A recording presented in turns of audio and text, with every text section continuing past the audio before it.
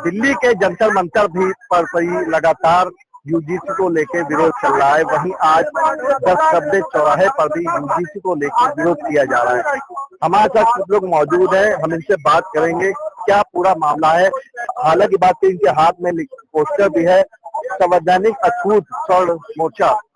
क्या मुद्दा है मेन, ये बताइए। मुद्दा है यूजीसी रोल बैक और रिजर्वेशन है। हम संवैधानिक अछूत है, जैसे कि आप पोस्टर सरकार तो कह रही है कि सबको बराबर करेंगे। सरकार कहाँ बराबर के दे रही है, कहाँ पे दे रही है। कल एक प्रेस कॉन्फ्रेंस की ब्रजेश पाठक जी ने कुछ लोगों के साथ, जो कि आरएसएस से ही प्रताड़ित है, हर्ष दुबे तो आए थे उसमें। हर्ष दुबे को रिजर्वेशन हटाओ मूवमेंट का कोई मेन चेहरा नहीं है। हर्ष दुबे ने अपने मन से जुड़े थे, वो कितने में बिके हैं, क्या बिके हैं, कैसे बिके और बिके हैं, सीधा बिके हैं भाई। अगर अपना आंदोलन छोड़ के आप एक किसी पार्टी के साथ बैठ के अपने पॉलिटिक्स आगे बढ़ाने का सोच रहे हैं, हर दुबे ने प्रेस कॉन्फ्रेंस कर ली, उन्होंने कहा कि हाँ मूवमेंट है, तो फिर आप क्यों किया आंदोलन। अगर आपको सीएम है ना, उनकी खुद की वैल्यू नहीं है, ब्राह्मण उन्हें खुद नहीं मान रहा है। आप बताइए, कभी सपा में बसपा में रहते हैं, कभी कांग्रेस में रहते हैं, कभी भाजपा के सीएम बन जाते हैं, रखने की जरूरत क्या है। कहीं आपने प्रोजेक्ट सीएम देखा, इसका मतलब है कि उनमें नहीं है चीजें। और अगर योगी आदित्यनाथ जी ये चीज करते हैं तो हम मानते भी कि भाई चलिए आप सीएम करते। आपने ये क्या कहा, उसमें उन्होंने एक भी मांग नहीं मानी।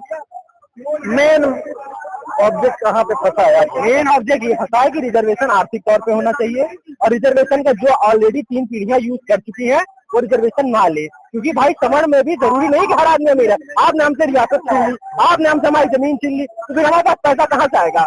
समर के बच्चे को ये लगा दिया जाता है कि तुम ज्यादा बोलोगे तो SC/ST लगा देंगे। कैसे लगा दोगे SC/ST, गाली पे यूजीसी लगा दे रहे हो। अगर दो मित्र भी आपस में गाली गलौज से, मैं कहता हूँ मैं समर हूँ, मेरे एक मित्र SC/ST है, आपसी में भी हुआ। रिसेंट लखनऊ में ये मैटर हुआ, रिसेंट लखनऊ का मैटर आप देखिए। वो कैब ड्राइवर SC था और जो उसमें बैठे थे वो रेलवे के सरकारी कर्मचारी थे, वो भी SC कैटेगरी के थे। और उस पर जाके जो है उसने बोला कि आप चमार चमार करके कैसे बात कर रहे हैं, मैं आपके पे SC/ST लगा दूंगा। बाद में जब जांच हुई तो पता चला कि वो भी SC कैटेगरी के ही हैं। आप बात कर रहे हैं, हम आपस में दो भाई है बात कर रहे हैं, तो तीसरे को दिक्कत नहीं होनी चाहिए। ऐसा काला कानून नहीं चाहिए। रही बात जाति सूचक गाली की, तो आप लोग इससे गाली पे क्यों लेते हो। गर्व हम चमार हैं, हम भाई किसी हम तो कहते हैं हम ठाकुर हैं, हमें तो नहीं कोई अति पिछड़ा वर्ग यूज हो रहा है। हम बहुत लोग कहते हैं वो पंडित जी हैं, ठाकुर साहब के घर के आगे, पंडित जी के घर के आगे, और किसी और समाज के बात ऐसी कोई बात नहीं है। किसी को जाति सूचक गाली नहीं दे रही। और ये बात कोई कहे कि 500 साल से पानी नहीं पी रहे थे तो निराजन व्रत रह रहे थे 500 साल। देखिए समानता की बात करते हैं, आप कहते हैं संविधान को मानने वाले लोग हैं। संविधान में हमारा मौलिक अधिकार ये भी है कि सबको बराबर की शिक्षा मिले। हम लोग स्कूल जाते थे, अभी मैं लखनऊ यूनिवर्सिटी प्रथम वर्ष का छात्र हूँ। मैं बुंदेलखंड से आता हूँ, झांसी से। वहाँ पे अभी रिसेंटली केस हुआ था 20 साल पहले। एक हमारे सवर्ण समाज के अंकल जी थे, उनके ऊपर SC/ST केस एक महिला द्वारा लगा हो गया, वो छूट गया। लेकिन पिछले 10 वर्षों में केस चल रहा है। हाँ चल रहा था, लेकिन उनका जो उनके भाई की मौत हो गई, उनकी पत्नी की जेल के चक्कर काटते काटते मौत हो गई। लेकिन जब कोर्ट का आदेश आया कि जो भी ये कोई भी मतलब SC/ST का कोई भी तथ्य नहीं आया था, तो उनको कैसे जेल में डाल दिया गया। तो क्या ये SC/ST सही है, इसको सरलीकरण करना चाहिए। आप समानता की बात करते हैं, हम स्कूल में जाते हैं, हम किसी से जाति में पूछते भाई आप किस समाज से हैं, हम सब बैठ के एक साथ खाना खाते हैं, गले में हाथ डाल के घूमते हैं। लेकिन आज जिस तरीके से युवाओं के बीच में डिस्क्रिमिनेशन, भेदभाव फैलाया जा रहा है कि अगर कोई छात्र जाता है तो पूछता है आप किस समाज से हैं। किसी को अगर हम किसी SC वाली साथ बैठते हैं, हमको डर रहता है कहीं ये हमको उल्टा ना फंसा देगा। आखिरी सवाल है छोटा सा जी, अगर ये लागू होता है तो उनको कहीं ना कहीं संवैधानिक अधिकार और ज्यादा मिल जाएंगे। बिल्कुल, आप सपोज करिए, मानिए जैसे कि हमारी समाज की कोई बेटी कॉलेज में जाती है, कोई निचले वर्ग का या SC OBC वर्ग का कोई भी व्यक्ति या कोई प्रताड़ित करता है, लेकिन वो जो हमारी बेटी रहेगी, बहन बेटी या हम खुद हो सकते हैं, तो हम तो इसी डर में रहेंगे क्योंकि हमारी बात का कोई रिव्यू नहीं होगा। उनकी यूजीसी के तहत उन पर कार्रवाई हो जाएगी।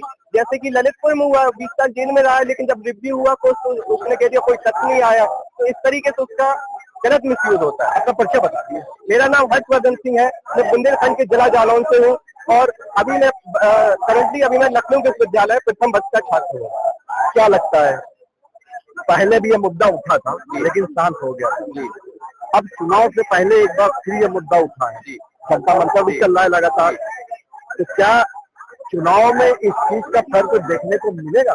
बिल्कुल मिलेगा। ये आप सब समझ रहे हैं, ये सब जो चीजें हो रही है किसके लिए षड्यंत्र रचा जा रहा है। आपने बोला ब्रजेश पाठक जी ने प्रेस कॉन्फ्रेंस की, मैं उनको नहीं मानता हूँ, नहीं तो कोई भी मैं नहीं मानता उनको कोई भी भारी में लेता हूँ, सब हल्के में लेते हैं क्योंकि पैराशूट से कोई आप ये जानते हैं कोई भी अन्य पार्टी था तो उसकी तो पार्टी कोई वैल्यू नहीं होती है, मूल कार्यकर्ताओं के बीच में उसकी कोई भी पकड़ नहीं होती है। अगर ये इसी जगह पे हमारे माननीय मुख्यमंत्री जी जो राज्य का सबसे सर्वोच्च पद है, तो तब हम उस बात को मानते। और बात रही समानता की, असमानता की, तो मैं नहीं मानता हूँ आज देश में असमानता है। हमारे देश के सर्वोच्च पद पे एक ऐसी महिला है, महामहिम राष्ट्रपति द्रौपदी मुर्मू जी।